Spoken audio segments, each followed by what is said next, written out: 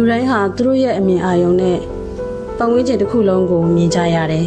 ။ကျမကတော့ဒီလက်လျှောက်ထုတ်ကလေးကနေတဆင့်ကျမရဲ့အနီးနားမှာဘာတွေရှိနေတယ်ဆိုတာကိုသိခွင့်ရတယ်။အထူးသဖြင့်ကျမနဲ့တပည့်အကွာမှာရှိနေတဲ့အရာတွေကိုပေါ့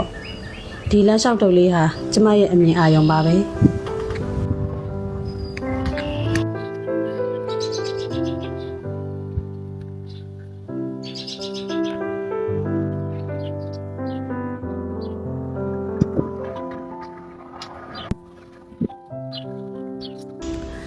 ဒီတုပ်လေးတော့မပါရင်ကျမဟာအခုလိုလွတ်လွတ်လပ်လပ်သွားလာနိုင်မှာမဟုတ်ပါဘူး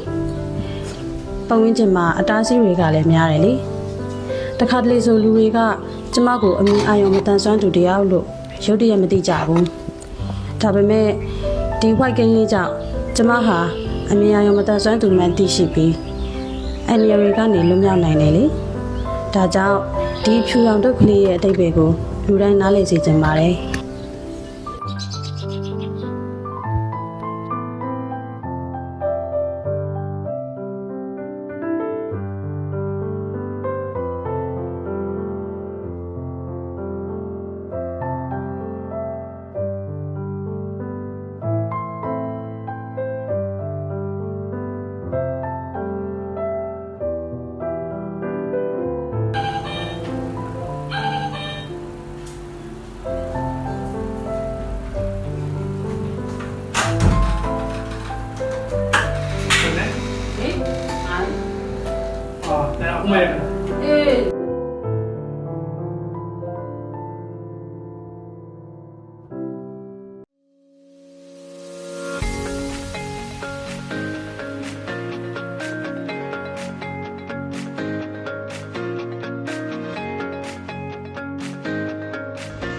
ဒီအဖြူရောင်တုပ်ကလေးကြောင့်